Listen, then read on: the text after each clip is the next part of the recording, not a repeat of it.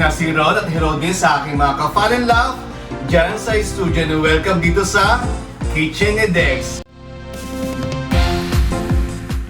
Ngayon may bago akong recipe, ang aking isa sa pinagmamalaki na chicken olive oil. Tara, samahan niyo ako.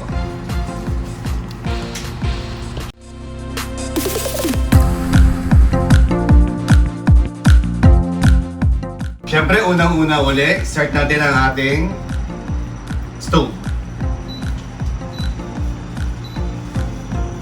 Set lang natin sa saktong init.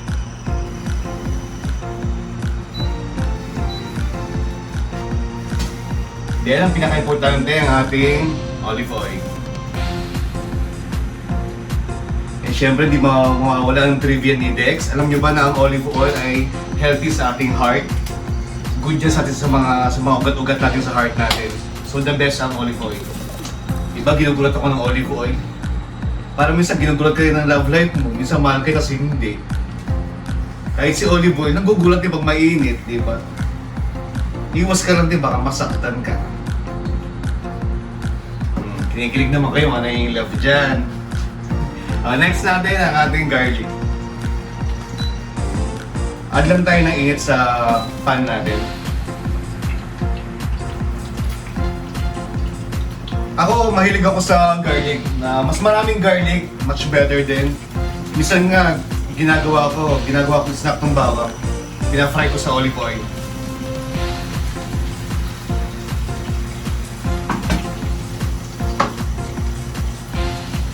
Kaya hanggang maging golden brown yung ating garlic.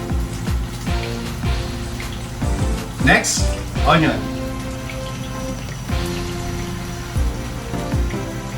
Pag meron kayong red onion, okay din yun.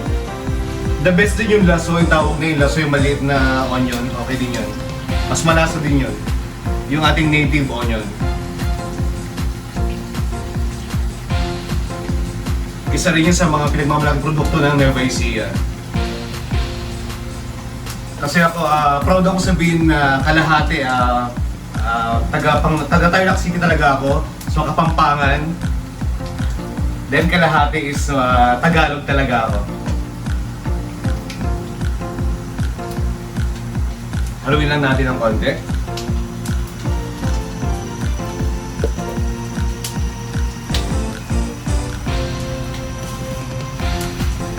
Purong Tagalog dahil yung mama ko is from Bulacan.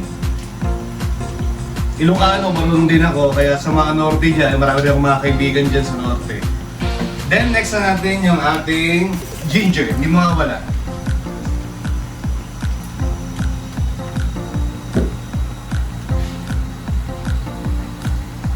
Mix well lang natin mga ka-fan and love. Then pag golden brown na yung ating mga ingredients, add na natin yung ating chicken. Ito yung the usual na nabibili sa market. Kung meron kayo native dyan, much better din. Mas malasa rin kasi yung karne nyo, saka mas masarap, mas malinamnam yung karne, yung native chicken. Ito yung the usual na nasa market na 40 days na nabibili natin.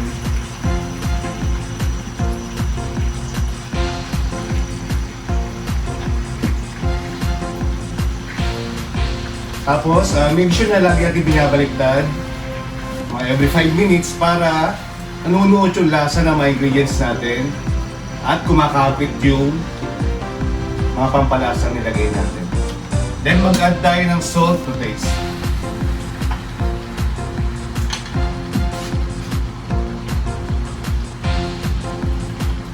Sakto lang para kumapit yung lasa sa chicken natin. Then, add pepper.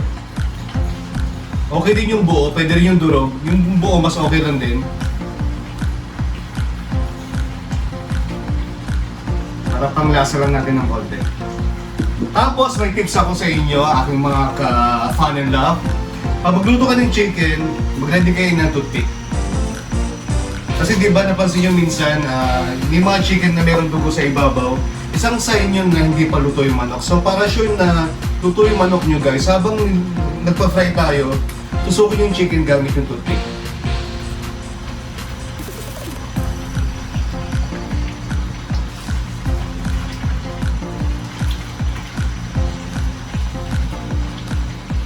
The reason is para pumasok yung oil natin sa loob ng chicken, then lutong-luto hanggang sa loob.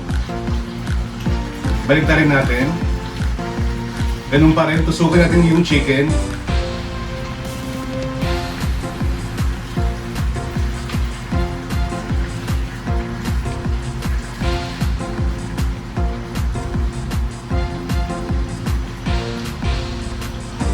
Diba? Pinapulot ko ulit sa akin. For sure, pag luto ka, gagawin mo na to. 30 to 40 minutes, luto na ang ating chicken sa olive oil.